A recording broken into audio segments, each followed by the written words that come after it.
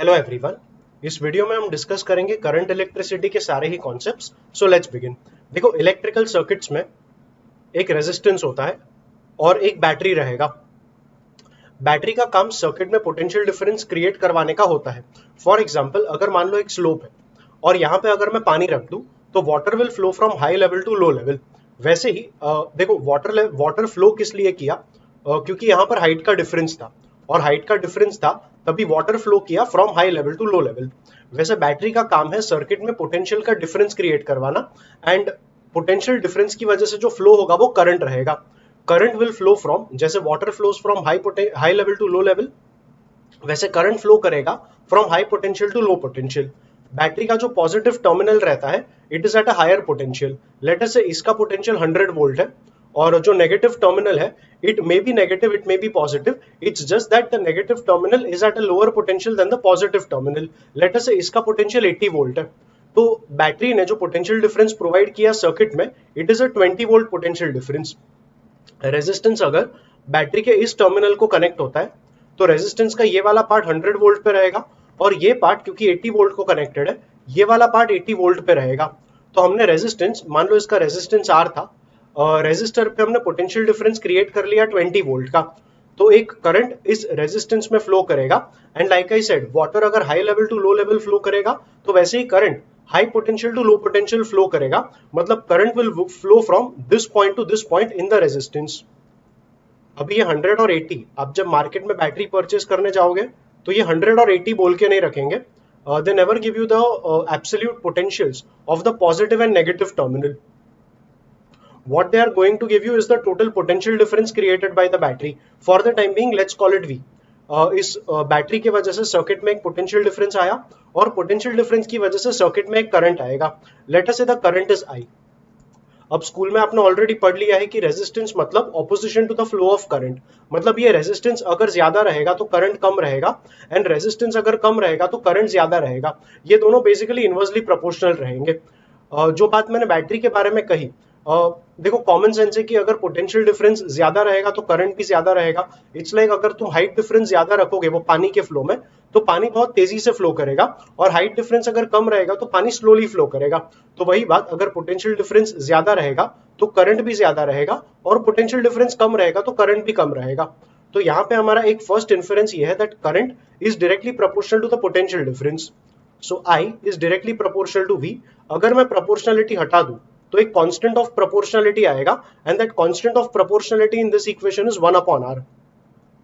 इसको अगर रीअरेंज कर लोगे, मतलब R अगर यहां जाएगा तो we have IR equal to V, मतलब V equal to IR and this is what we famously call the Ohm's law. Ohm's law V equal to IR अगर देखते हैं तो हमें लगता है कि V जो है it is the dependent variable and I is the independent variable. लेकिन यहाँ पे जिस तरीके से मैंने बात किया, मैंने कहा कि पोटेंशियल डिफरेंस अप्लाई करोगे तब जाके करंट मिलेगा।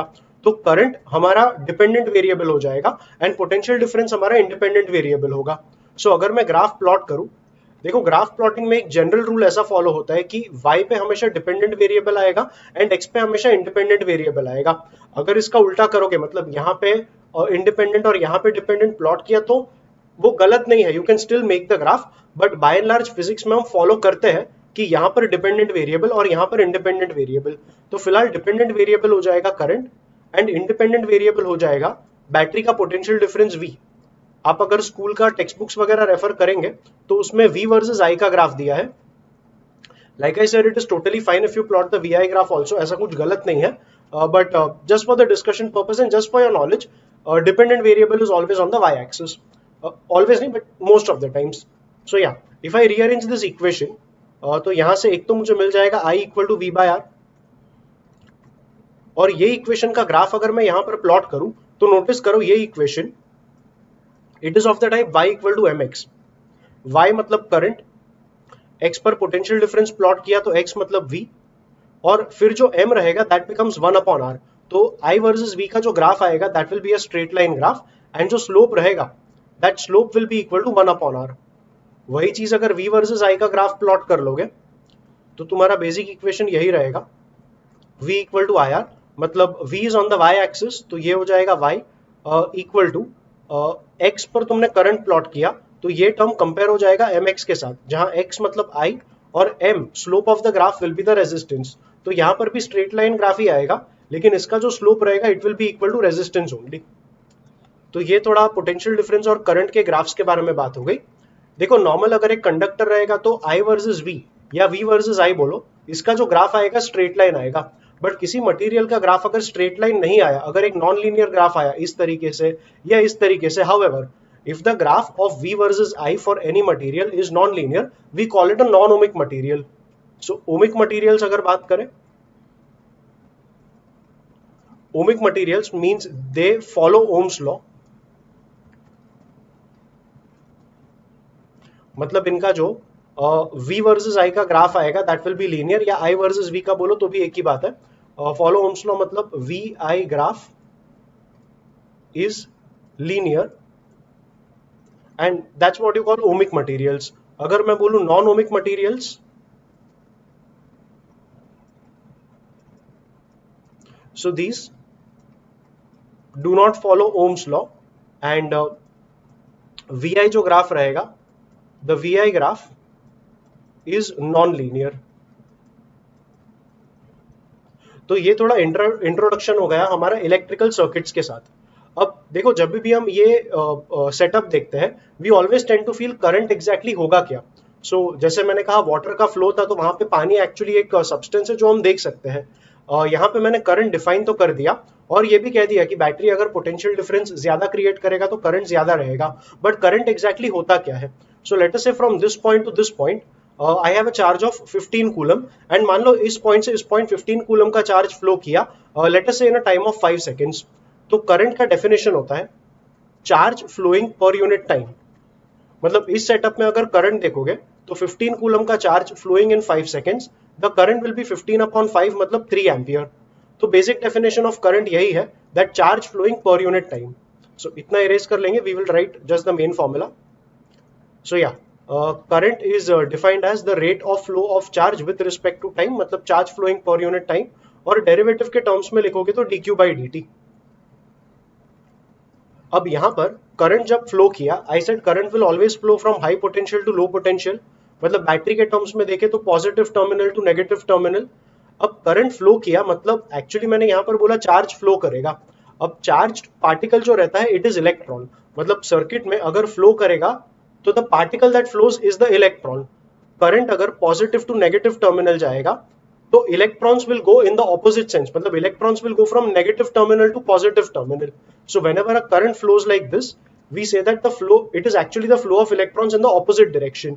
तो एक्चुअली इस सर्किट में नेगेटिव टर्मिनल से इलेक्ट्रॉन्स जा रहे हैं टुवर्ड्स द पॉजिटिव टर्मिनल। तो ये मैंने जो डायरेक्शन अभी दिखाया, this is the direction of flow of electrons, and flow of electrons is always opposite to the flow of current. तो my point is current मतलब क्या, तो current is rate of flow of charge with respect to time। electrical circuits में जब भी current flow करेगा it means that actually electrons are flowing, and current अगर plus to minus travel करेगा it means that actually it is electrons which are traveling from minus to plus। so ये एक basic understanding है, इसको ध्यान में रखना। अब देखो मैंने बोला इलेक्ट्रॉन्स फ्लो करेंगे, इलेक्ट्रॉन्स अगर फ्लो करेंगे तो इलेक्ट्रॉन्स के मूवमेंट का एक वेलोसिटी रहेगा, that velocity is what we call drift velocity.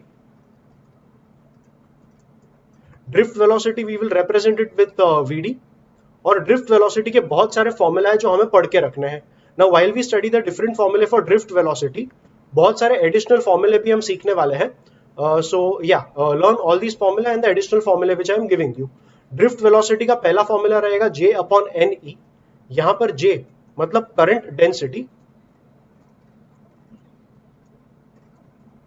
Current density is defined as, मान लो तुमने एक सिलिंड्रिकल मटेरियल लिया और इसमें से करंट I फ्लो करेगा, let us say the cross sectional area of that material is A, तो current per unit area is what we call current density. तो ये J current density it is defined as I/A, and इसका जो unit आएगा I का unit is ampere and area का unit is metre square. तो current density का unit हो जाएगा एम्पियर पर मीटर स्क्वायर। तो ये तुमने एक और फॉर्मूला पढ़ा, that J current density is I/A, and that current density is what we are using in the formula for VD, that is VD is J/ne। We need to define the other terms also. यहाँ पर जो N है it is number of electrons per unit volume. अब number of anything अगर बोलोगे ना तो number of anything का कोई यूनिट नहीं रहता है, तो इसका अगर यूनिट देखोगे, number of anything has no unit, but per unit volume मतलब पर मीटर क्यूब इसका यूनिट आएगा। सो पर मीटर क्यूब मतलब मीटर पावर -3। सो ये एन का डिस्क्रिप्शन है। It is number of electrons per unit volume from the specimen जिसमें से current pass हुआ है। ई मतलब e over here is the charge of electron. Charge of electron ये होता है -1.6 इंटू 10⁻⁻19 कूलम। तो चार्ज का स्टैंडर्ड यूनिट कूलम रहेगा। इलेक्ट्रॉन का charge is actually negative, but numericals में जब भी लेंगे तभी हम मैग्नीट्यूड में लेंगे। सो वीडी मतलब एक वेलोसिटी ही है, तो न्यूमेरिकली वैल्यू कैलकुलेट करने के लिए माइनस नहीं लिखेंगे, सिर्फ 1.6 10⁻⁻19 लिखेंगे। अब चार्ज ऑफ इलेक्ट्रॉन तुमने पढ़ा है तो एक और क्वांटिटी तुम्हें पता होना चाहिए, mass of electron. So mass of electron का जो वैल्यू है इट इज 9.1 इंटू 10⁻31 kg। तो इलेक्ट्रॉन को लेके ये दो क्वांटिटीज तुम याद रखना, they will be frequently used and numericals में शायद हर बार ये वैल्यूज दिए नहीं रहेंगे। इट विल बी एक्सपेक्टेड कि ये वैल्यूज तुम्हें याद रहे। सो या memorise these values also. And एक और बात, मैंने कहा करंट का जो यूनिट है, करंट का unit is ampere. So from this formula you can actually see that current अगर एम्पियर है तो ampere is the same as charge का यूनिट कूलम, टाइम का unit seconds. So coulomb upon second. So when I say ampere into second, it will be the same as coulomb, or one can even say ampere is coulomb upon second. So yeah, that's about the unit of current. And we can continue with the formula for drift velocity that we were writing. अगर J को मैं I upon A लिख लूँ तो ये हो जाएगा I upon A N E। J का ही एक और फॉर्मूला है, J is equals to sigma into E। J मतलब हमने डिस्कस किया करंट डेंसिटी, सिग्मा मतलब जिस मटेरियल से तुम्हारा करंट फ्लो हुआ उस मटेरियल का conductivity. Conductivity is the reciprocal of resistivity. अब ये कंडक्टिविटी और रेजिस्टिविटी के बारे में later in the video I will be discussing, because resistivity क्या है ये अभी तक मेरा सिखाना बाकी है। So for the time being sigma मतलब कंडक्टिविटी, मतलब how easily a material will let current pass through it, and conductivity is the reciprocal of resistivity। resistivity मतलब in a way opposition to the flow of current। देखो opposition to the flow of current exactly resistance था, but resistivity is somewhat related to that thing only। like I said, I will discuss about it later in the video। so yeah, sigma is conductivity, conductivity is 1 upon resistivity। इनके units के बारे में थोड़ी देर में बात करेंगे। now E over here is the electric field intensity। पिछले chapter electrostatics में हमने पढ़ा था इलेक्ट्रिक फील्ड इंटेंसिटी के दो यूनिट्स थे, एक यूनिट था न्यूटन पर कूलम एंड दूसरा यूनिट था वोल्ट पर मीटर। इन दोनों में से कोई भी यूनिट यूज करोगे तो चलेगा। सो जे को अगर सिग्मा इंटू ई लिख लेंगे तो ये फॉर्मूला हो जाएगा sigma into E upon N E, sigma into capital E upon N into small E. Okay, electric field intensity आया कहां से? तो अगर ये सर्किट देखोगे, मैंने कहा था बैटरी ने पोटेंशियल डिफरेंस क्रिएट किया था पूरे सर्किट में। अगर पोटेंशियल डिफरेंस क्रिएट किया मतलब ये रेजिस्टेंस, मान लो ये एक सिलिंड्रिकल शेप में था, इस रेजिस्टेंस के अक्रॉस एक इलेक्ट्रिक फील्ड आएगा। इस इलेक्ट्रिक फील्ड का जो स्ट्रेंथ रहेगा, that strength of electric field generated by the battery is what we call electric field intensity. तो ये electric field intensity, it is the electric field generated in the resistor by the battery. तो वो quantity हमने यहां पर use कर लिया। Electrostatics में ही एक और फॉर्मूला हमने पढ़ा था, that electric field intensity is minus dV by dr। मतलब electric field intensity is the negative derivative of potential difference with respect to some distance. अब यहाँ पे जो पोटेंशियल डिफरेंस है वो तो बैटरी ने क्रिएट किया। वंस अगेन लेट अस से ये रेजिस्टर एक सिलिंड्रिकल फॉर्म में था, रेजिस्टेंस R था इसका। Late us say the length of that resistance is L। तो अगर मैं सिंपली डेरिवेटिव्स हटा दूं और सिर्फ मैग्नीट्यूड के बारे में बात करूं तो electric field intensity can be written as potential difference on this which is actually provided by the battery। so ये EMF of the battery ही आएगा which is V divided by dr, मतलब a length element। यहाँ पे across the resistor ये पूरा potential difference आया, तो dr मतलब I can take it as the length of that specimen। so I can write E as V upon L, and that is what we will do in that main formula which we were writing। so yeah, if E was dV by dr, I can write E as V upon L, and this becomes sigma V upon N E L। इसी formula में अगर मैं E रहने दूं and sigma को 1 upon rho लिख दूं तो ये फॉर्मूला बन जाएगा E upon rho n e. अब ये सारे अलग अलग मॉडिफिकेशंस हो गए, मेन तो तुम्हें ये वाला ही फॉर्मूला याद रखना है, VD is equals to J upon N e. फिर तुमने J का फॉर्मूला याद रखा तो ये वाला फॉर्मूला बन गया। फिर J equal to sigma E वाला फॉर्मूला तुम्हें याद रखना है, बिकॉज उससे तुम्हारा ये फॉर्मूला बनेगा। फिर तुम्हें याद रखना है सिग्मा इज 1 अपॉन रो, तो सिग्मा को 1 अपॉन रो डालोगे तो ये फॉर्मूला बन जाएगा। और फिर E का मैंने एक और formula, okay I used it but I did not right it, so E का फॉर्मूला मैंने यूज किया V अपॉन L, तो ये भी एक फॉर्मूला रहेगा जो तुम्हें याद रखना है। So if you memorize all these फॉर्मूले, तुम्हारा VD का ये लंबा सा जो फॉर्मूला बना वो तुम याद रख पाओगे। VD का एक और फॉर्मूला है जो तुम्हें डायरेक्टली मेमोराइज करना है, it is mu into E। अभी E मतलब इलेक्ट्रिक फील्ड इंटेंसिटी, इसके बारे में ही थोड़ी देर पहले बात कर रहे थे। यहां म्यू मतलब मोबिलिटी ऑफ इलेक्ट्रॉन्स। इसका डेफिनेशन फिलहाल मैं दे नहीं रहा हूं, बस इतना समझ लो कि अगर इलेक्ट्रॉन्स का मूवमेंट आसान है तो मोबिलिटी ज्यादा है, इलेक्ट्रॉन्स का मूवमेंट डिफिकल्ट है तो मोबिलिटी कम है। मोबिलिटी ऑफ इलेक्ट्रॉन्स का जो यूनिट है, you can find it from this formula only, VD is equals to mu E। so अगर मैं कहूँ VD is equals to mu E, we know that VD इसका यूनिट, ये velocity था तो ये मीटर पर सेकेंड आएगा, equal to mu into capital E का जो चाहे दोनों में से कोई भी एक यूनिट यूज कर पाओगे। आई यूज वोल्ट पर मीटर फॉर नाउ, बिकॉज एक मीटर का टर्म भी था यहाँ पर। तो म्यू का जो यूनिट आएगा that will be metre into metre, मतलब मीटर स्क्वायर, वोल्ट नीचे चला जाएगा तो वोल्ट सेकेंड आएगा। सो मोबिलिटी का यूनिट आ गया metre square per volt second, so unit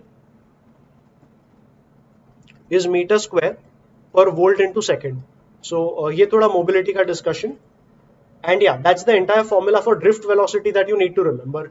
इसी फॉर्मूला में एक और चीज है, if you compare this and this formula, मतलब ये और ये दोनों चीजें इक्वल है, तो sigma E upon N e को इक्वेट कर देंगे म्यू E के साथ। So we have sigma E upon NE is equals to mu into E. You can cancel that E on the left and right. और ये term अगर right में गया तो sigma becomes equal to NE mu. ये भी एक formula है जो करंट इलेक्ट्रिसिटी में कभी कभी पूछा गया है। So you need to remember this formula also in addition to whatever formula I have marked over here. इस फॉर्मूला में जितने भी टर्म्स थे सारे हम ऑलरेडी डिफाइन कर चुके हैं, जैसे सिग्मा मतलब कंडक्टिविटी, N मतलब number of electrons per unit volume for that specimen जिसमें से करंट पास हुआ, E मतलब charge of electron that is 1.6 10 to the power -19 coulomb. I know minus है बट कैलकुलेशंस में मैग्नीट्यूड ही लेंगे। एंड म्यू मतलब अभी अभी मैंने बोला मोबिलिटी ऑफ इलेक्ट्रॉन्स। तो ये थोड़े स्टार्टिंग के फॉर्मूले थे, आई नो काफी ज्यादा है, but you need to remember them for the numericals. In fact इतने ही नहीं और भी थोड़े फॉर्मूले रहेंगे। Late us say I have a metallic specimen. अब मेटालिक स्पेसिमेन में रहेंगे तो फ्री इलेक्ट्रॉन्स रहेंगे। देखो जब तक मैंने बैटरी कनेक्टेड रखा नहीं है तब तक ये फ्री इलेक्ट्रॉन्स रैंडम मूवमेंट में रहेंगे। That random movement of electrons, because they are free electrons, they are not bound, तो रैंडम मूवमेंट तो होने ही वाला है। ये random movement it is compared with और it is similar to the movement of gas molecules in a container. अब तुमने काइनेटिक थियोरी ऑफ गैसेस अगर पढ़ लिया है तो यू माइट बी नोइंग कि गैस मॉलिक्यूल्स का जो आरएमएस वेलोसिटी है, RMS velocity of gas molecules, it is given by the formula root over 3 RT by mu. तो सेम फॉर्मूला हम इलेक्ट्रॉन्स के लिए भी कह सकते हैं। So the formula for electrons मतलब RMS velocity of electrons, RMS velocity of free electrons in a conductor when the battery is not connected। देखो बैटरी कनेक्ट हो गया ना तो इलेक्ट्रॉन्स सर्किट में फ्लो करना चालू करेंगे एंड करंट आएगा। वो जो वेलोसिटी रहेगा when a battery is connected that is drift velocity. But अगर मैं रैंडम मूवमेंट का वेलोसिटी बोलूं मतलब RMS वेलोसिटी बोलूं तो ये हो जाएगा रूट ओवर 3, R के बदले we will use the term K, T मतलब टेम्परेचर इन केल्विन, एंड नीचे म्यू मतलब molar mass of the gas था, यहाँ पर आ जाएगा मास ऑफ इलेक्ट्रॉन। तो ये फॉर्मूला थोड़ा सा ऐसा स्लाइड चेंज क्यों हुआ दैट आई विल एक्सप्लेन।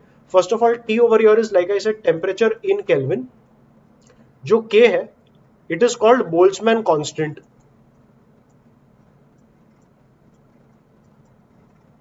और बोल्ट्जमैन कांस्टेंट का फॉर्मूला होता है R अपॉन N नॉट। यहाँ R मतलब ideal gas equation, sorry gas constant, यहाँ पे तुमने गैस कांस्टेंट यूज किया था, इसका वैल्यू होता है 8.314 डिवाइडेड बाय N नॉट मतलब Avogadro number that is 6.022 into 10 to the power 23। इसे अगर सॉल्व कर लोगे तो इसका वैल्यू निकल के आएगा 1.38 into 10 to the power -23। Now understand one thing, R का जो यूनिट था, आर का unit ideal gas equation PV equal to NRT से अगर कैलकुलेट करोगे तो पीवी मतलब newton per metre square, V मतलब मीटर क्यूब। तो अगर इसे सिंप्लीफाई किया तो ये हो जाएगा newton metre. Newton metre is like force into displacement, force into displacement मतलब वर्क डन, तो इसका यूनिट आ जाएगा जूल। तो पीवी का यूनिट आ गया जूल पर मोल पर केल्विन। तो आर का जो यूनिट है it is joule per kelvin mole.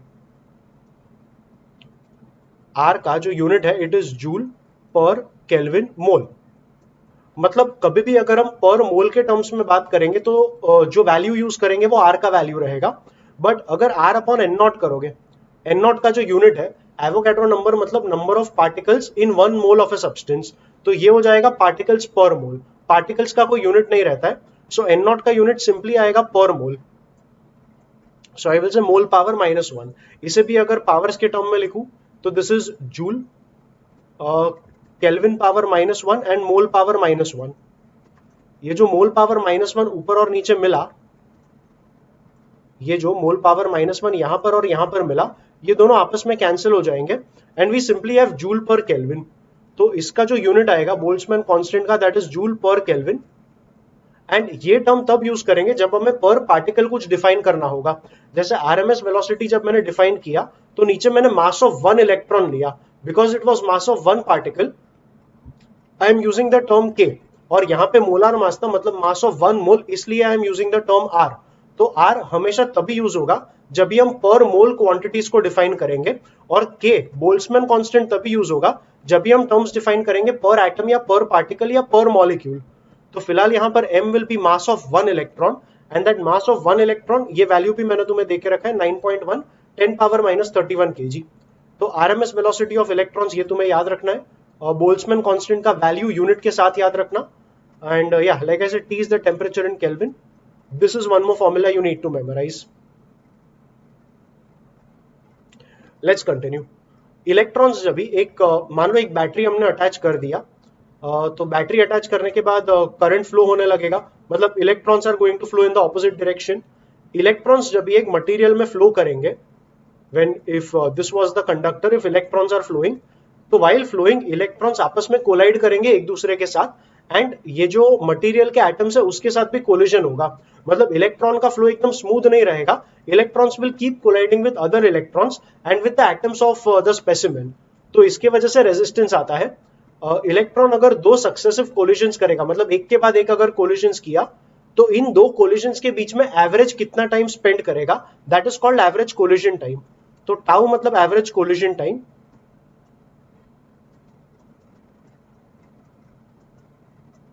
It's like the average time an electron spends between two successive collisions. इसका भी डायरेक्ट फॉर्मूला है, it is m/n(e²ρ).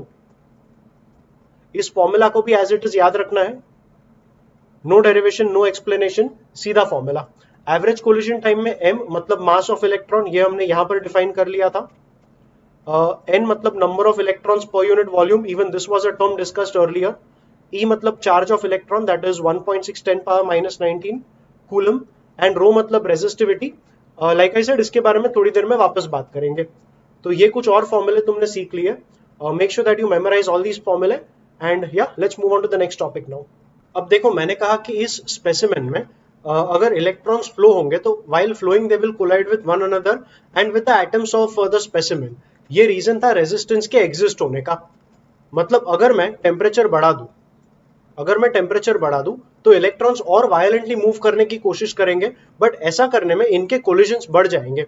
So as temperature increases, collisions of electrons with themselves and atoms of the material will increase। और collisions अगर बढ़ गए तो resistance भी बढ़ जाएगा। ये फैक्ट ट्रू रहेगा मेटल्स के लिए। The other type of materials are semiconductors and फिर आएगा इंसुलेटर्स। हमें कमेंट करना है मेटल्स के लिए और सेमीकंडक्टर्स के लिए। तो मेटल्स के लिए मैंने रीजन दिया, कि टेम्परेचर बढ़ने से रेजिस्टेंस क्यों बढ़ेगा, ये रीजन तुम्हें याद रखना है। अब इंक्रीज इन रेजिस्टेंस का एक फॉर्मूला है, ये भी हम पढ़ लेंगे। So increase in resistance, let's call it delta R. ऐसा कहता है delta R is proportional to how much heating you have done, मतलब it is proportional to the change in temperature. So delta R will be proportional to delta T. Delta R will also be proportional to the initial resistance R. इन दोनों को अगर club कर देंगे तो delta R will be proportional to are into delta T, और proportionality हटा देंगे तो delta R becomes alpha R into delta T. इस इक्वेशन में डेल्टा आर मतलब इंक्रीज इन रेजिस्टेंस, आर मतलब ओरिजिनल रेजिस्टेंस, डेल्टा टी मतलब increase in temperature, and alpha is called temperature coefficient of resistance.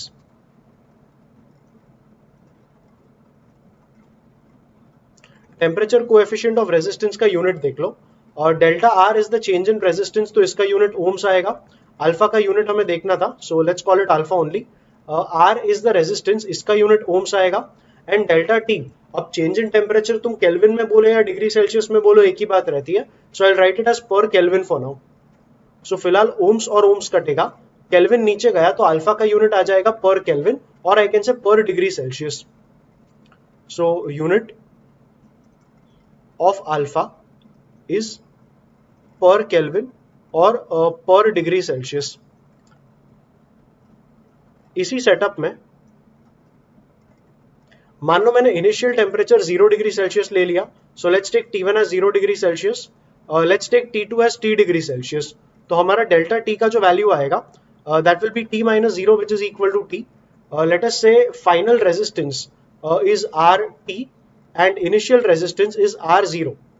अगर ये फाइनल एंड इनिशियल रेजिस्टेंस था तो जो डेल्टा आर का वैल्यू आएगा that is increase in resistance, that will be RT minus R0 equals to, यहां पर आ जाएगा अल्फा। आर मतलब ओरिजिनल रेजिस्टेंस, मतलब इनिशियल टेम्परेचर अगर 0 था तो ओरिजिनल रेजिस्टेंस R0 आ जाएगा, and delta T will be T minus 0 which is equal to T only. इसमें अगर R0 को राइट में ले लेंगे so RT will become R0 plus alpha R0 into T, and when you take R0 common from the two terms you will have R0 into 1 plus alpha T। तो ये तुम्हारा RT और R0 के बीच का भी एक फॉर्मूला हो जाएगा। They very rarely use this formula also in the numericals, but it's a part of the theory, तो मैंने भी डिस्कस करके रखा है, एंड ये फॉर्मूला भी कभी कभी न्यूमेरिकल्स में यूज होता है। A lot of numericals from this chapter don't really come on these formulae, but when you study the chapter it's important to study it entirely। तो yes, ये दो फॉर्मूला भी ध्यान में रखना। और मैंने कहा कि ये जो कमेंट था टेम्परेचर इंक्रीजेस तो resistance increases, that is only for metals, and reason यहाँ पे हमने डिस्कस किया। Let's continue. The next comment is for semiconductors.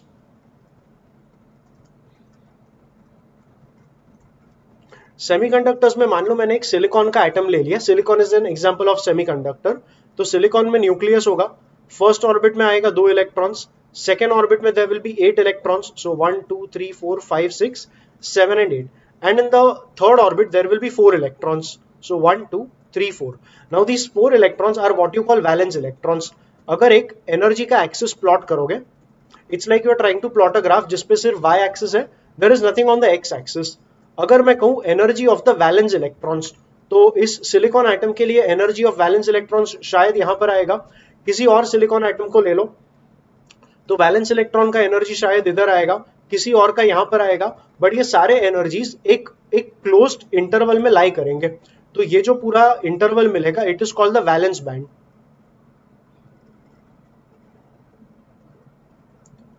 Valence band मतलब these are the energies of the valence electrons. देखो electron अगर valence band में रहेंगे तो वैलेंस बैंड के electrons they are not free electrons. अगर ये फ्री इलेक्ट्रॉन्स नहीं है तो कंडक्शन के लिए अवेलेबल भी नहीं है, तो मटेरियल का कंडक्शन कम रहेगा एंड रेजिस्टेंस ज्यादा रहेगा।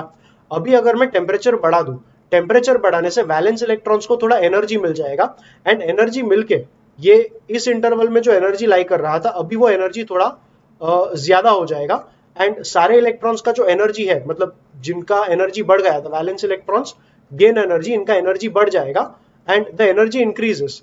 अब एनर्जी आ जाएगा इस इंटरवल में, और इस इंटरवल को कहेंगे conduction band.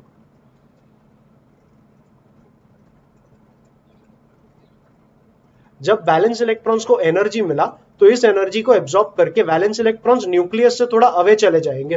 When they go away from the nucleus, at some point they will escape the influence of the nucleus and these electrons are going to become free electrons. तो जो भी electron conduction band में चला जाएगा ये free electron बन जाएगा, और फ्री इलेक्ट्रॉन बढ़ जाने की वजह से मटेरियल का कंडक्शन बढ़ जाएगा और रेजिस्टेंस कम हो जाएगा. So for semiconductors our comment will be, as temperature increases more electrons go from valence band to conduction band, and conduction band के इलेक्ट्रॉन्स फ्री इलेक्ट्रॉन्स रहते हैं, वैलेंस बैंड के electrons are not free electrons. So conduction increases and resistance decreases. अब यहाँ पे resistance के बदले resistivity बोलना एक ज्यादा अप्रोप्रिएट टर्म रहेगा. Okay, I will tell you why when I discuss resistivity. For now, as temperature increases more electrons go from valence band to conduction band. Conduction band के सारे electrons are free electrons. Conduction बढ़ जाएगा तो material का जो resistance है वो drop हो जाएगा. सो ये कमेंट रहेगा सेमीकंडक्टर्स के लिए, that as temperature increases resistance will decrease. Metals में जैसे हमने ये वाला इक्वेशन पढ़ा, वैसे यहाँ पे एज सच कोई इक्वेशन नहीं है, बट अगर रेजिस्टेंस ड्रॉप होने वाला है तो यहाँ पर 1 माइनस अल्फा टी लिख के you can apply the same equation for semiconductors also.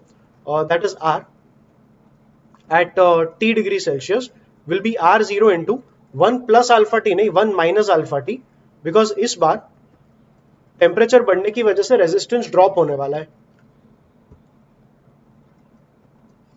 सो या that's something about semiconductors. Equation important नहीं है, कमेंट इंपॉर्टेंट है. सेम थिंग यार, इक्वेशंस फाइन थोड़े बहुत इंपॉर्टेंट है, but the comment is more important. Let's continue. मान लो अभी एक स्पेसिमेन ले लिया,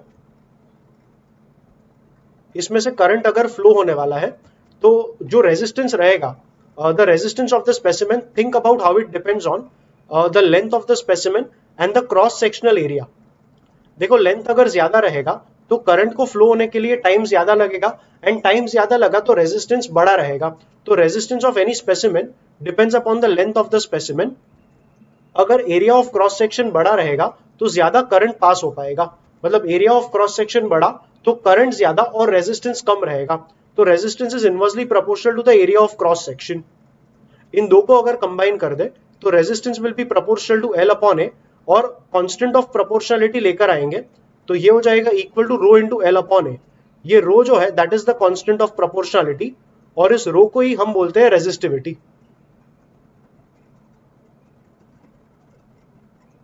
रेजिस्टिविटी का अगर यहां से यूनिट देखोगे तो रेजिस्टेंस का यूनिट आएगा ओम्स, इक्वल टू रेजिस्टिविटी का unit, let us call it rho only for now. Length is in metre, area is in metre square. Metre upon metre square मतलब इनटू 1 अपॉन मीटर आएगा, and when that metre goes here, rho का unit बन जाएगा ohm metre. तो resistivity में, sorry, unit of rho we just got it as ohm metre. तो ये unit भी ध्यान में रखनी है. रेजिस्टिविटी जो रहता है, it is a material specific property.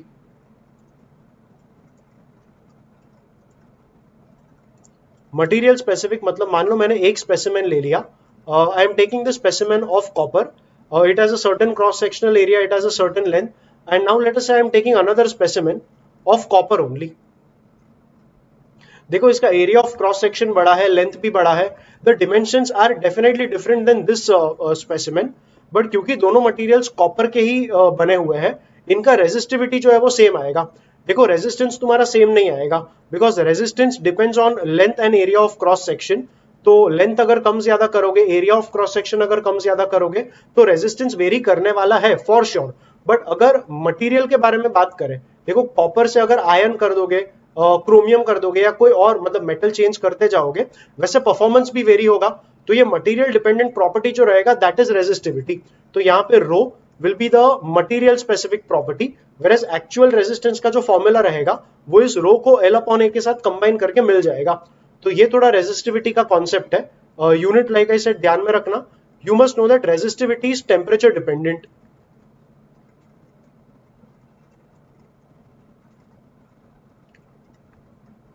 और ये टेम्परेचर डिपेंडेंसी क्या थी ये हमने थोड़ी देर पहले डिस्कस किया. सो मेटल्स के लिए मैंने कहा as temperature increases resistance will increase, but resistance से मोर अप्रोप्रिएट टर्म रहेगा रेजिस्टिविटी, बिकॉज अगर हम मटेरियल स्पेसिफिक प्रॉपर्टी के बारे में बात करें तो we should talk about resistivity. So yeah, as temperature increases resistivity will increase for metals. तो यहाँ पर भी तुम्हारे सारे टर्म्स रो के ही हो जाएंगे, बट टेक्स्ट बुक्स या काफी रेफरेंस बुक्स देखोगे तो they are using the term R only, तो इसलिए स्टार्टिंग में पढ़ाते टाइम मैंने आर बोल दिया, but like I said a more appropriate term here should be resistivity. Similarly अगर यहाँ पर बात करें सेमीकंडक्टर्स के लिए, तो टेम्परेचर बढ़ने से रेजिस्टेंस ड्रॉप होगा because resistivity will drop. So what drops is actually the resistivity, hence the resistance will also drop.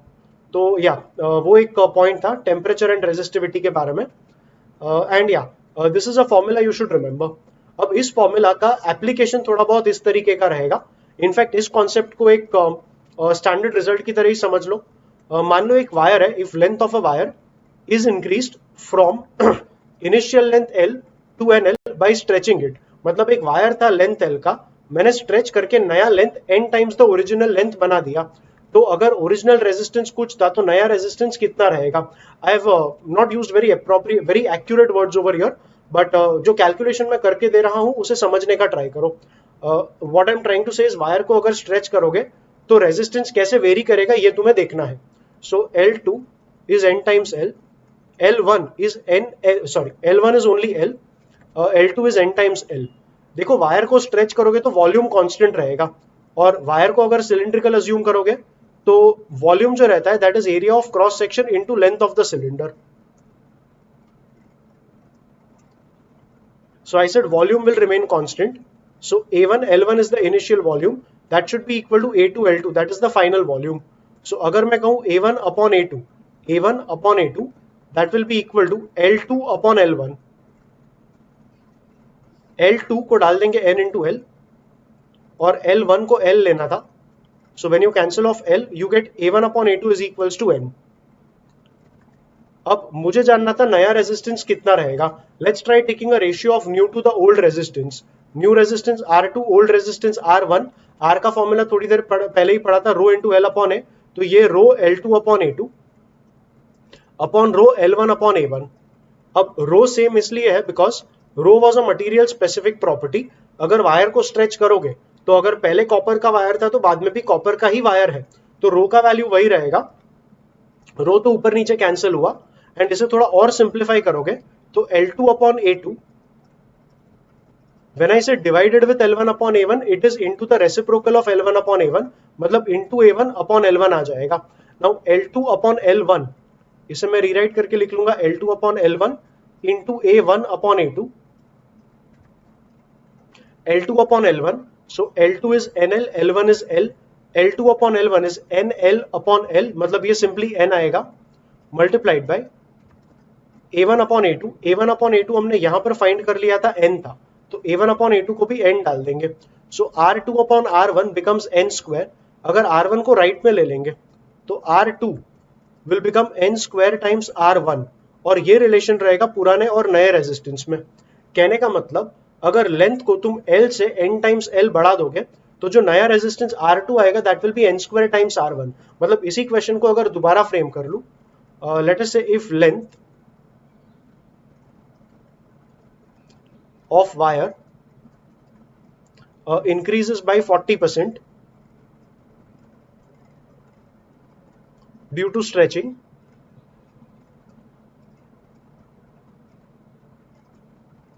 then find percentage increase in resistance. तो इसी सेटअप को दोबारा सॉल्व करेंगे. You can actually work it out in this longer way also, but अगर ये shortcut याद रखोगे तो ऐसा रहेगा. देखो L1 अगर L था, L2 कितना हो गया. सो L2 ओवर हियर इज 40% से तुमने बढ़ा दिया लेंथ, तो original length L plus 40% increase. 40% मतलब 40 अपॉन 100 इंटू L, ये हो जाएगा 0.4 L, और प्लस L करोगे तो ये आ जाएगा 1.4 L. सो व्हेन यू से L2 upon L1, L2 upon L1, that will be 1.4 L upon L which is 1.4. मतलब N का जो वैल्यू आया वो 1.4 आ चुका है, N is 1.4. तो ये सब वर्कआउट करके तुम्हारा फाइनल R2 जो आएगा that will be 1.4 square times R1. So R2 will be 1.96 R1. और उन्होंने पूछा था या I mean what we were trying to find is the percentage increase in resistance. तो परसेंटेज इंक्रीज जो रहेगा, इंक्रीज मतलब इंक्रीज आएगा R2 माइनस R1 से. परसेंटेज के लिए रेफरेंस लेंगे हमेशा इनिशियल वैल्यू और इनटू करना होगा 100. सो R2 माइनस R1 करेंगे. This is 1.96 R1. So 1.96 R1 minus R1 is 0.96 R1 upon R1, मतलब R1 कट होगा एंड 0.96 इंटू 100 ये आ जाएगा 96%. तो कहने का मतलब अगर लेंथ को 40% बढ़ा दोगे तो percentage increase in resistance that is going to be 96%. तो ये एक सैंपल न्यूमेरिकल था इस पर्टिकुलर कॉन्सेप्ट पर. अब देखो न्यूमेरिकल्स बनाने बैठोगे तो बहुत सारे न्यूमेरिकल्स बनेंगे एंड सारे न्यूमेरिकल्स अभी डिस्कस नहीं कर रहा हूं because I am more focused on covering up the entire theory. But ये कुछ बेसिक शॉर्टकट्स है, if you can remember them they can really help you in calculations, इसलिए अभी डिस्कस किया है. बट या बियॉन्ड दिस वीडियो एक बार आपने थियरी इसमें से पढ़ लिया, I would highly recommend you to solve numericals from whatever reference books you have. PYQs भी करना डेफिनेटली मेरे लिए पॉसिबल रहा तो I will cover them up in a separate video later on. But for now, yes, we will focus mainly on the theory part. Let's move on to the next topic. This is about series and parallel connection of resistors.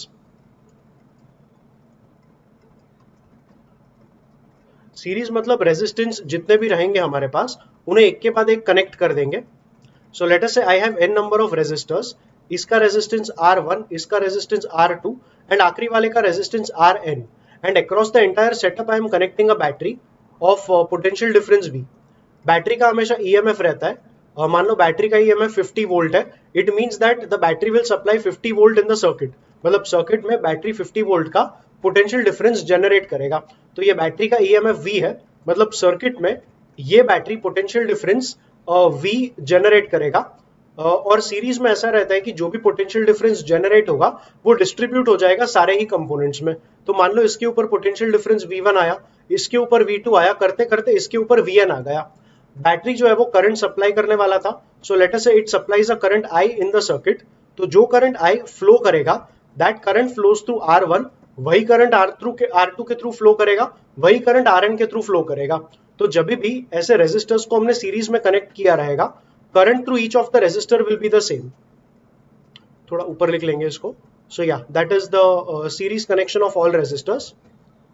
And yeah series में जो equivalent resistance है वो find करना है. फिलहाल मैंने कहा कि बैटरी जितना भी पोटेंशियल डिफरेंस प्रोवाइड करेगा वो डिस्ट्रीब्यूट हो जाएगा सारे ही कंपोनेंट्स में.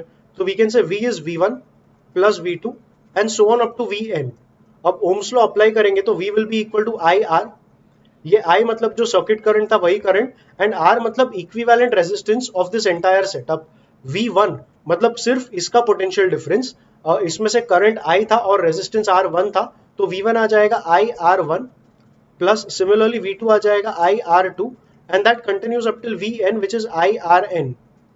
इसमें से I कॉमन आएगा और वो I इसके साथ कट होने के बाद हमारे पास आएगा R equal to R1 plus R2 plus Rn. तो कहने का मतलब कि रेजिस्टर्स अगर सीरीज में कनेक्टेड रहेंगे तो इक्विवेलेंट रेजिस्टेंस सिंपली उन रेजिस्टेंस वैल्यूज को ऐड करके हमें मिल जाएगा. सो ये तुम्हारा इक्विवेलेंट रेजिस्टेंस इन सीरीज का फॉर्मूला हो गया. पैरेलल में समझो क्या होगा. सो let us say I have n resistors which are connected in parallel. So this is resistor 1, resistor 2 and this is the nth resistor, and they are connected all across a battery of EMF V. मतलब battery पूरे circuit में V volt का potential difference generate करेगा.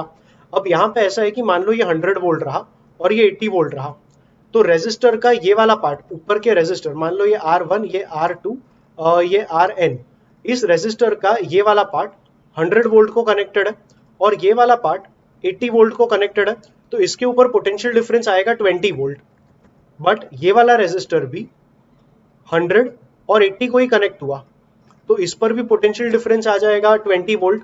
Similarly ये वाला भी जो है वो 100 और 80 को ही कनेक्टेड है, तो इसके ऊपर भी पोटेंशियल डिफरेंस आएगा 20 वोल्ट. बेसिकली पैरेलल सेटअप में हर रेजिस्टर के ऊपर पोटेंशियल डिफरेंस जो है वो सेम रहेगा.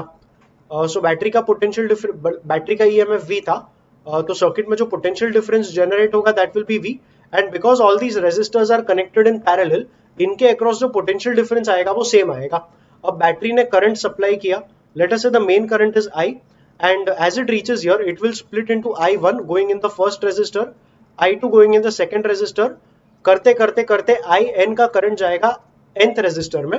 ये सारे currents at this point they will meet up again, they will form the main current I which will go back to the battery only.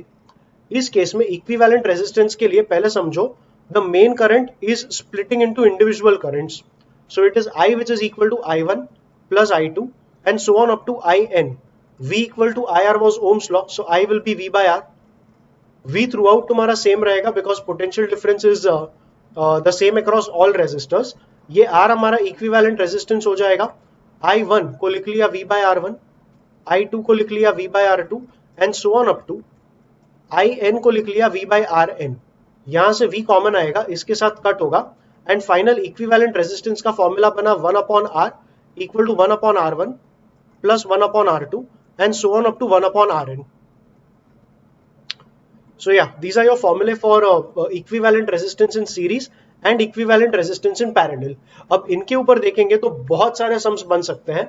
In fact resistors के कॉम्बिनेशन अलग अलग सेटअप्स में अलग अलग इक्विवेलेंट रेजिस्टेंस कैसे बनाना, इसके बहुत सारे सम्स, बहुत सारे डिफरेंट सेटअप्स बन सकते हैं. In fact we can make a separate video entirely on that one topic only. Once again we are discussing theory, तो सारे टॉपिक्स हम डिस्कस नहीं करेंगे, but there are two simple calculations based on these setups. ये calculations एक बार देख लो, शायद ये तुम्हें कैलकुलेशंस थोड़ा फटाफट करने में काम आ सकते हैं. So let's look at the series connection first. मान लो मेरे पास दो रेजिस्टर्स है और बैटरी जो है इसका पोटेंशियल डिफरेंस मतलब इसका EMF 60 वोल्ट है. One resistor is 5 ohms and the other resistor is 15 ohms.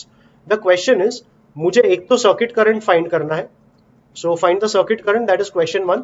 Individual potential differences भी फाइंड करो, मतलब 60 वोल्ट अगर टोटल है तो 5 ohms पे कितना आया वो फाइंड करो और 15 ohms पे कितना आया वो भी फाइंड करो. तो बेसिक सेटअप, 5 and 15 सीरीज में कनेक्टेड थे तो इक्विवेलेंट रेजिस्टेंस ये आ जाएगा 5 plus 15 which is equal to 20 ohms. जो करंट आएगा सर्किट में that will be V by R. V मतलब 60, that is the total potential difference upon total resistance आ गया 20. सो करंट आ गया 3 एम्पियर. अब अगर मैं V1 पूछूं तो V1 मतलब इसका करंट इंटू इसका ही रेजिस्टेंस. करंट तो 3 एम्पियर है, that is the same through out the circuit. तो 3 into 5 ये आ जाएगा 15 वोल्ट. एंड अगर मैं V2 पूछूं तो V2 मतलब इसका करंट इंटू इसका resistance. Current will be 3 ampere, resistance 15. So 3 into 15 will be 45 volt. So what we got is V1 इस पर हमें मिल गया 15 वोल्ट और इस पर हमें मिल गया 45 वोल्ट. अब ऐसा है कि रेजिस्टेंस का रेशियो देखो, the ratio of resistors was 1:3. तो पोटेंशियल डिफरेंस का भी जो रेशियो आया वो 1:3 ही आया. मेरा कहने का मतलब है कि रेजिस्टर्स अगर सीरीज में कनेक्टेड रहेंगे तो बैटरी का जो पोटेंशियल डिफरेंस है it will split in the same ratio as that of resistance only.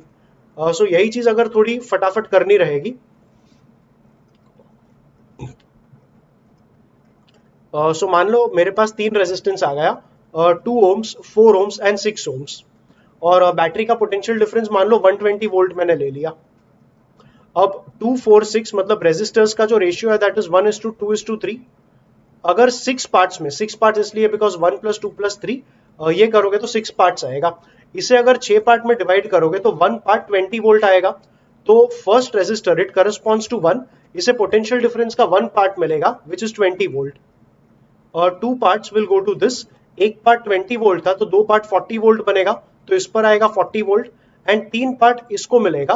अगर 1 पार्ट 20 था तो 3 पार्ट 60 वोल्ट रहेगा, that 60 volt will come on this. तो ये थोड़ा शॉर्टकट से तुमने डिटरमाइन कर लिया. लॉजिक यही था कि रेजिस्टेंस का जो रेशियो रहेगा उसी रेशियो में बैटरी का पोटेंशियल डिफरेंस इन कंपोनेंट्स में डिवाइड हो जाएगा. तो ये थोड़ा शॉर्टकट से हमने कर लिया.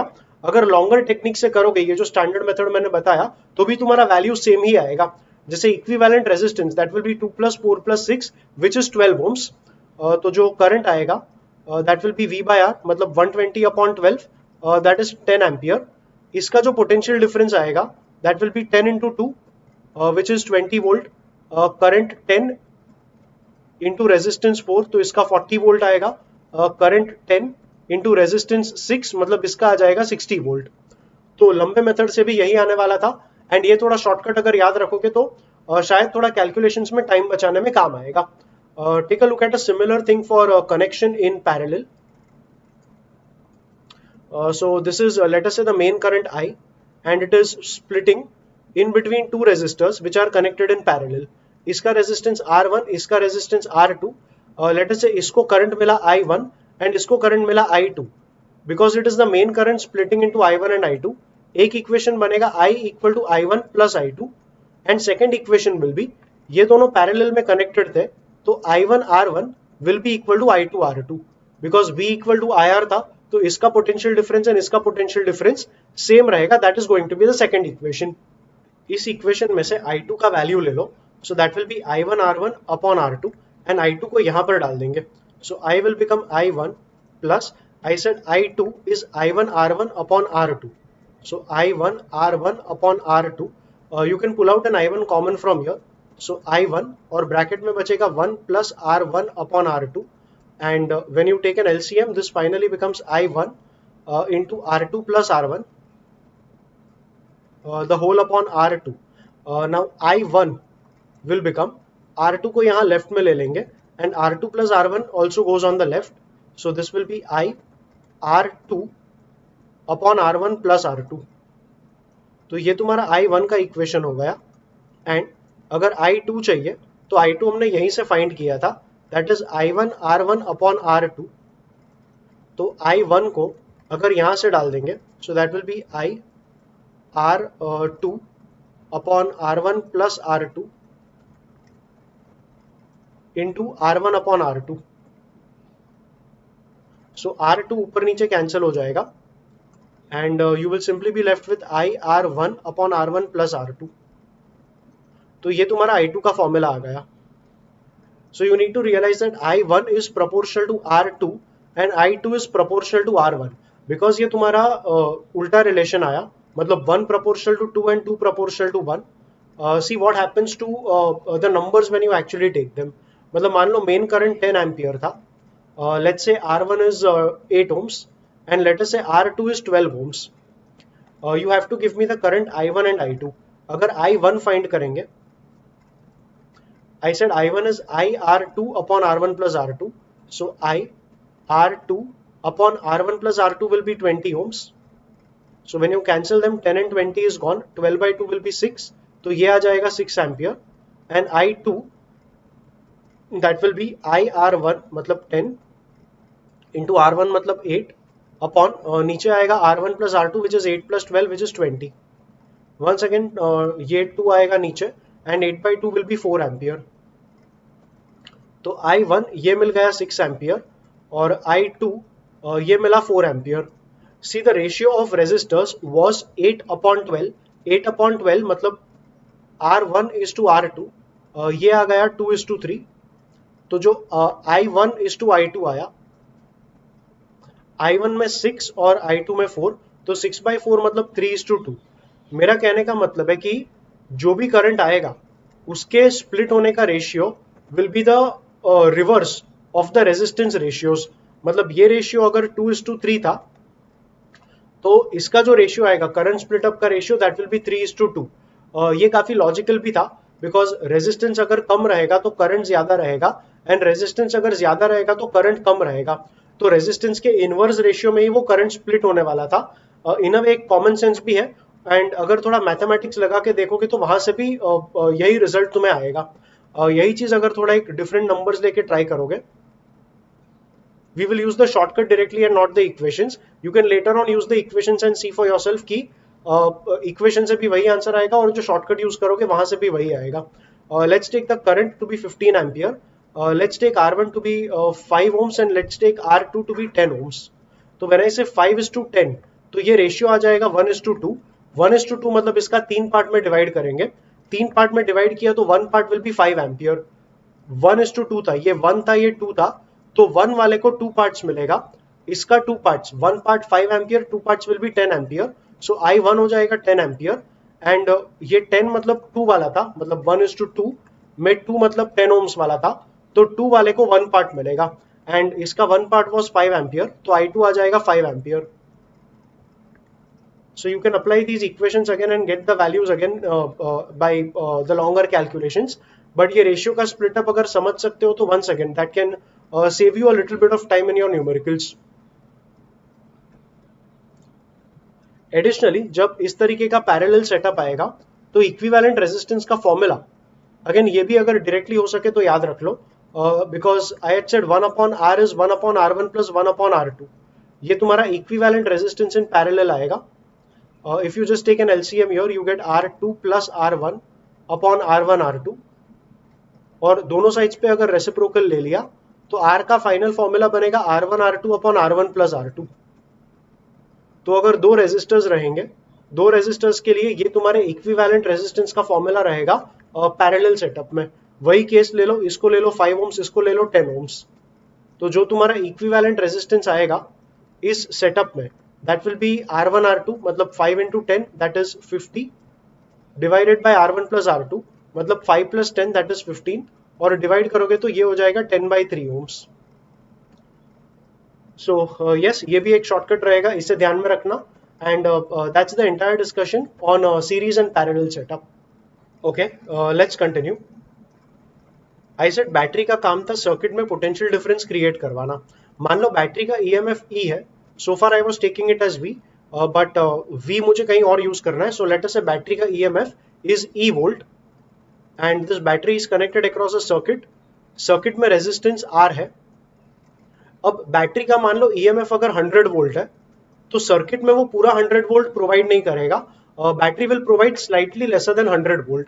मतलब मान लो रेजिस्टर पे उसने प्रोवाइड किया 95 वोल्ट, तो बैटरी जितना प्रोवाइड करना चाहिए that is called EMF of the battery. And battery reality में जितना प्रोवाइड करेगा that is called terminal potential difference. तो V is the alphabet used for terminal potential difference. तो रेजिस्टर R के अक्रॉस जितना भी पोटेंशियल डिफरेंस आएगा, मतलब सर्किट में जितना पोटेंशियल डिफरेंस तुम्हें दिखेगा that is the terminal potential difference. And battery को आइडियली जितना प्रोवाइड करना चाहिए था that is EMF of the battery. ये जो डिफरेंस था, मतलब मान लो ये 100 था और हमें मिला 95, तो ये डिफरेंस का 5 वोल्ट कहां पर गया? तो ये बैटरी खुद अपने आप के ऊपर ही ले लेता है. An imaginary thing is like, okay यहाँ पे ऐसा बोलते हैं, you consider an imaginary resistor over here. That resistor you can say it is inside the battery only. And जो एक्स्ट्रा 5 वोल्ट था वो 5 वोल्ट का ड्रॉप इस रेजिस्टर के ऊपर ही आ गया. And that resistor which is imagined to be inside the battery, it is called internal resistance of the battery. Internal resistance को small r से represent करेंगे. Like I said, internal resistance कोई reality में रहेगा नहीं. It is just an imaginary component we are assuming. ये component introduce इसलिए किया because battery का जो potential का loss हो रहा था, we say कि ये loss in potential it will be appearing on the internal resistance. मतलब battery वो potential drop खुद ही consume कर लेगा on its internal resistance. तो ये थोड़ा इंटरनल रेजिस्टेंस का कॉन्सेप्ट रहेगा. देखो battery ideally EMF E provide करेगा in the entire circuit.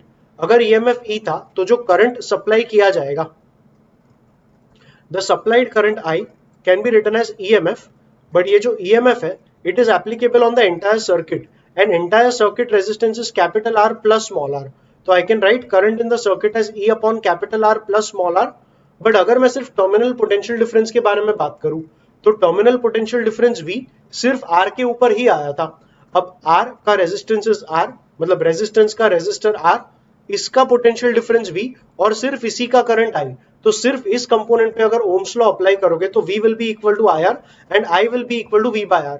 But अगर इसका करंट बोलो या सर्किट करंट बोलो वो दोनों एक ही है, तो ये I को लिखने का दूसरा तरीका will be V upon capital R. तो that is how you can write I in terms of EMF and in terms of terminal potential difference. ये थोड़ा इंटरनल रेजिस्टेंस का कॉन्सेप्ट ध्यान में रखना. एक पर्टिकुलर सेटअप ये लोग फ्रीक्वेंटली पूछते रहते हैं. Instead of giving you one battery, मान लो ये रेजिस्टर है, इसके across they give you an entire setup of batteries. मतलब मान लो एक ब्रांच है जिसमें एक बैटरी कनेक्टेड है of EMF E1 and let us say internal resistance is R1. Then in the second branch you have another battery of EMF E2 and internal resistance R2. ऐसे करते करते तुम्हारे पास n नंबर ऑफ बैटरीज आ गए.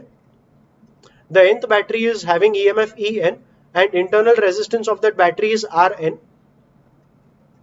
So instead of a single battery तुमने एक ऐसा parallel batteries का setup use किया है to provide potential difference to the resistor R of the circuit. तो सर्किट में अगर ये पूरा बैटरी का कॉम्बिनेशन आया तो जो इक्विवेलेंट ईएमएफ रहेगा उसका फॉर्मूला कुछ ऐसे लिखेंगे. देखो ओम्स लॉ क्लियर है, V equal to I R. तो ईएमएफ मतलब potential difference, that should be I into R. I मतलब इस पूरे सेटअप का करंट, इस सेटअप का करंट मतलब फर्स्ट पार्ट से जो करंट आएगा that will be E1 by R1 again by ohm's law only, plus second part से जो करंट आएगा that will B E2 bye R2. करते करते करते आखिरी वाले से जो करंट आएगा that will B En upon Rn. ये सारे करंट्स इस पॉइंट पर आके एड अप हो जाते हैं, इसलिए करंट के लिए मैंने इन सब टर्म्स को ऐड कर दिया. So the current from the individual parts are added to give us the total current.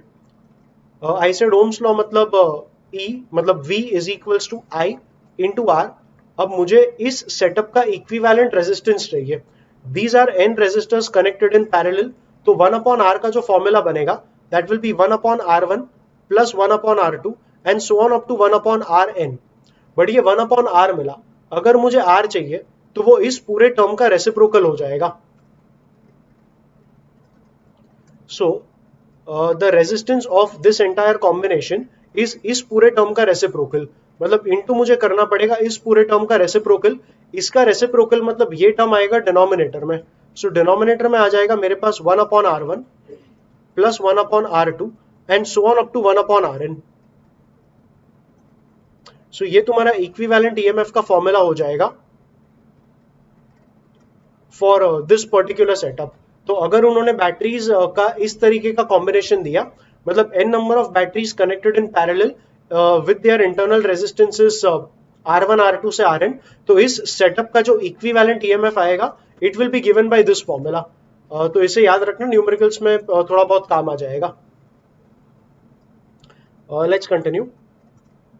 देखो सर्किट्स में अगर ये बैटरी का ईएमएफ सॉरी ये बैटरी था, इसका ईएमएफ E था, let us say internal resistance is negligible, तो बैटरी का ईएमएफ V ले लो. सो बैटरी का ईएमएफ V था तो सर्किट में पोटेंशियल डिफरेंस भी V ही आएगा. And this is the resistor R and current I flow करेगा सर्किट में. एक करंट अगर रेजिस्टेंस के थ्रू फ्लो करेगा तो electrons are going to collide with one another and with atoms of the conductor. इस प्रोसेस में हीट जनरेट होगा. तो हीट जनरेटेड का एक फॉर्मूला है. सो द हीट जनरेटेड, अगर एक करंट I रेजिस्टेंस R के थ्रू फ्लो करेगा due to a potential difference of V, तो heat generated will be I square RT. This is the amount of heat generated in time equal to T. I is the current, R is the resistance. अगर ohm's law देखोगे तो IR is already V, तो I square को लिख लेंगे I into I. एक I into R V बन जाएगा और एक I बचेगा. So this becomes I VT और VIT. करंट को वापस लिख लेंगे V बाय R, तो ये हो जाएगा V square T by R. तो ये हीट जनरेटेड का तुम्हारा फॉर्मूला हो जाएगा. अगर पावर के बारे में बात करूं तो पावर का डेफिनेशन होता है एनर्जी जनरेटेड और एनर्जी सप्लाइड और एनी फॉर्म ऑफ एनर्जी पर यूनिट टाइम. तो जो पावर तुम्हें यहां से मिलेगा हीट एनर्जी अपॉन टाइम करोगे तो तुम्हें पावर का फॉर्मूला मिल जाएगा.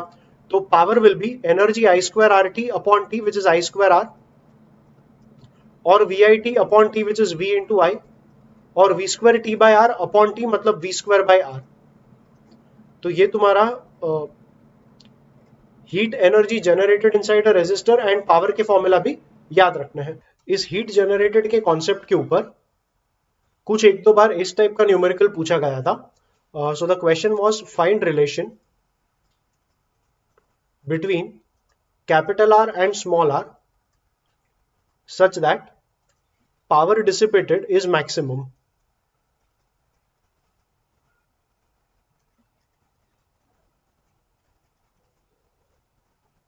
मतलब ये बैटरी था, इसका EMF E ले लो. लेट अस से V was the terminal potential difference तो इन दोनों का जो भी डिफरेंस आएगा that will be lost on the battery only, and on the battery मतलब we consider an internal resistance small R of the battery, और इनका जो भी डिफरेंस रहेगा वो स्मॉल आर पे पोटेंशियल डिफरेंस की तरह लॉस हो जाएगा। तो इस सेटअप में जब भी करंट फ्लो करेगा रेजिस्टर के थ्रू तो हमें पावर जनरेटेड मिलेगा, और ये पावर जनरेटेड मैक्सिमम कब रहेगा ये हमें फाइंड करना है। That is we are finding a relation between external resistance capital R and internal resistance of the battery small r, such that the power dissipated in the resistor over here is maximum. तो we start with the formula for power. Power का formula है आई square, इसमें जो power dissipate होगा वो इसका ही resistance आएगा, so that will be capital R. I का जो फॉर्मूला है current in the circuit is obtain because of the battery, battery का ईएमएफ ई, अगर तुमने ईएमएफ यूज किया तो EMF is going to occur on the entire circuit, तो total resistance R plus R consider करेंगे। तो ohms law के हिसाब से V equal to I R and I will be V by are, इससे तुम्हें तुम्हारा करंट मिलेगा, इसका स्क्वायर करेंगे इनटू R।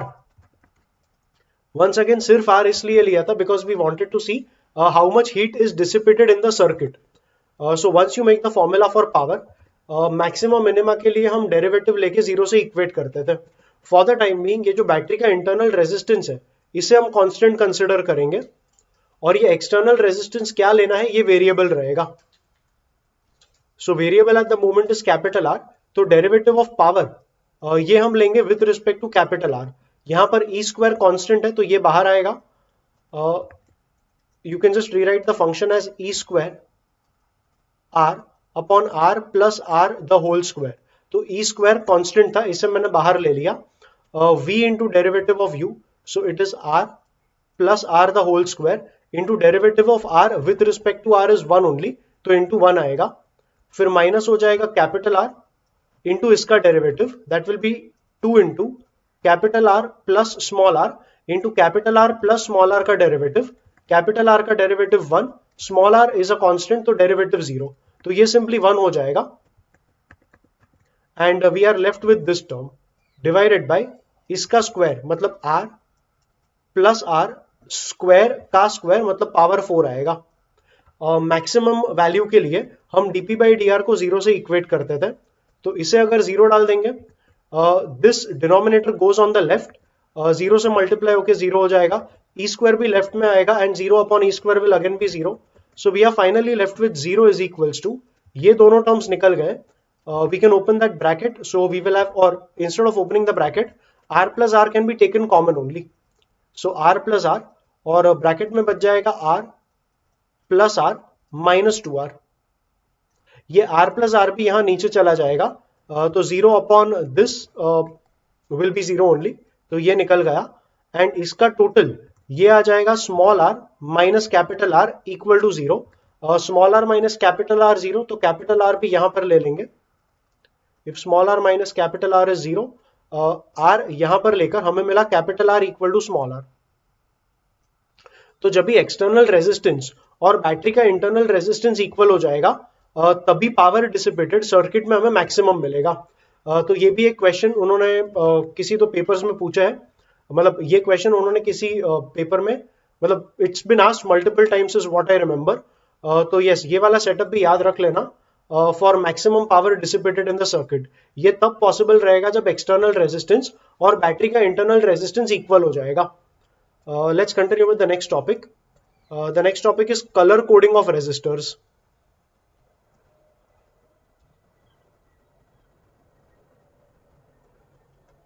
जो रेजिस्टेंस हम सर्किट में लगाते हैं वो रेजिस्टेंस रियलिटी में एक बहुत छोटा पीस रहता है, और इतने छोटे पीस पर मतलब it is as small as this, अब इतने छोटे पीस पर अगर वैल्यू टाइप करके रखेंगे या वैल्यू प्रिंट करके रखेंगे तो पढ़ना थोड़ा मुश्किल हो जाएगा। It is easier to identify colours than read the very small alphabets. तो रेजिस्टर्स के ऊपर एक कलर कोडिंग रहता है, and the colour coding looks like this. Resistor को अगर एक इस तरीके का पीस की तरह देखोगे तो ऑन द लेफ्ट साइड और ऑन वन साइड, मतलब on one side there will be 3 bands, on one side there will be 1 band, तो 3 बैंड्स वाले को लेफ्ट में रख के उस कंपोनेंट को देखना है। So there are 3 colour bands, एक कलर यहां पर होगा, एक कलर बैंड यहां पर होगा, and there is one more band you will have, और एक सिंगल बैंड तुम्हारे पास सेपरेट रहेगा on the other side. Like I said 3 colour वाला जो 3 बैंड्स है उसको लेफ्ट में रख के हमें इसका रेजिस्टेंस का वैल्यू रीड करना होगा. Let us say this colour is A, this colour is B, this colour is C and this colour is D. इसका डायरेक्ट रेजिस्टेंस का जो वैल्यू आएगा that will be A B into 10 to the power C and plus minus D percentage. जो colour का coding है वो कुछ ऐसा रहता है.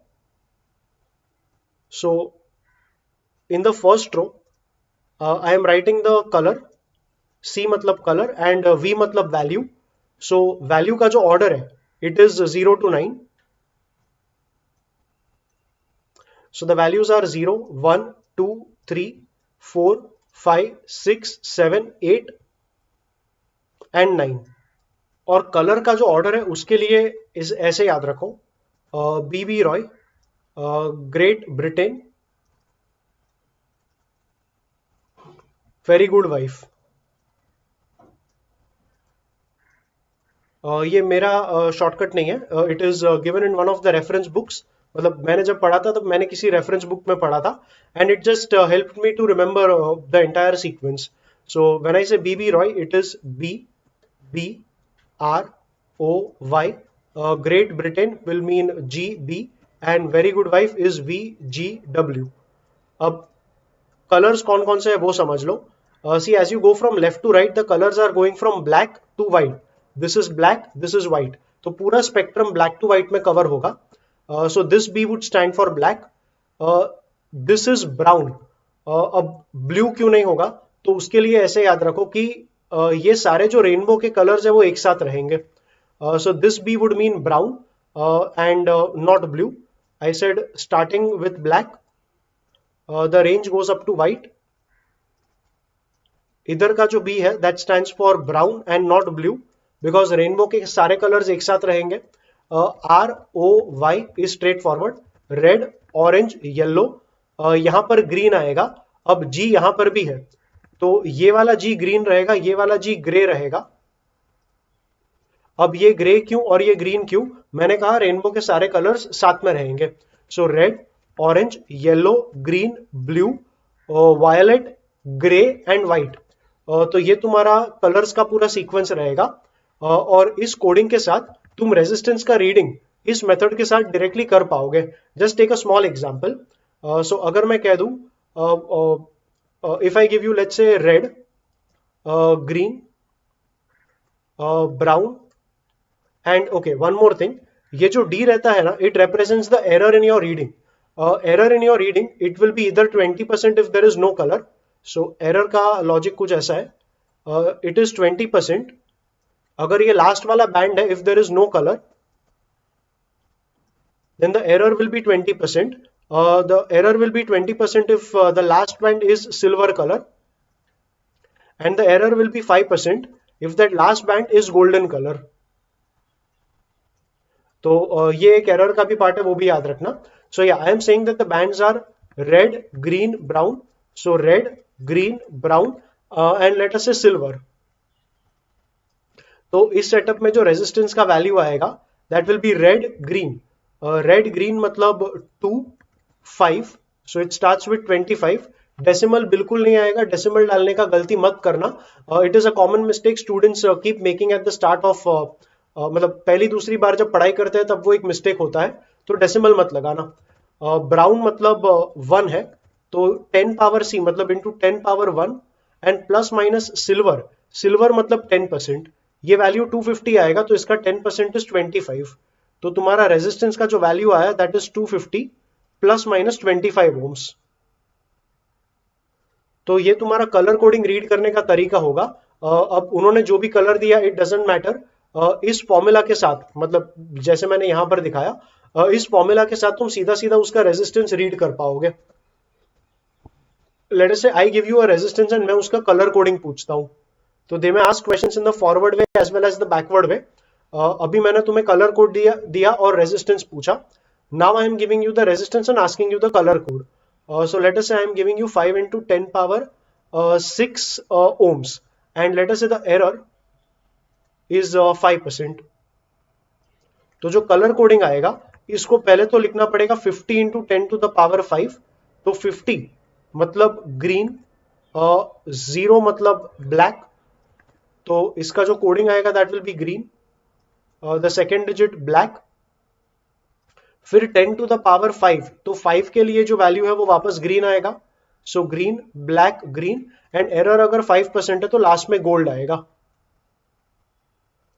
So yeah, that is one illustration for getting the color coding from the value of resistance. तो ये एक टॉपिक था जो कवर करना था. कलर कोडिंग ऑफ रेजिस्टर्स के ऊपर पहले मेंस में काफी बार क्वेश्चंस पूछे गए हैं.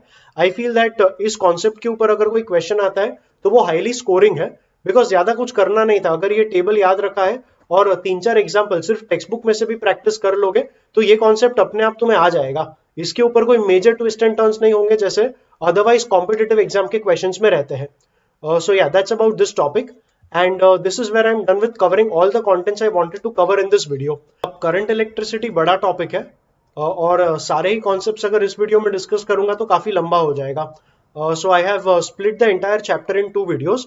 पार्ट 2 ऑफ द वीडियो में तुम्हें मिल जाएगा किरचॉफ्स लॉज, किरचॉफ लॉज के बाद व्हीटस्टोन नेटवर्क, व्हीटस्टोन नेटवर्क के बाद meter bridge, then potentiometer, and conversion of a galvanometer to ammeter and voltmeter. तो ये सारे टॉपिक्स तुम्हें पार्ट 2 ऑफ करंट इलेक्ट्रिसिटी में मिल जाएंगे और ये वीडियो तुम्हें इसी फिजिक्स थियरी लेक्चर्स के प्लेलिस्ट में मिल जाएगा और प्लेलिस्ट का लिंक नीचे डिस्क्रिप्शन में मिल जाएगा. सो या that's it with this video. I hope that the contents of this video have someplace somewhere helped you in your preparations. Thank you for watching.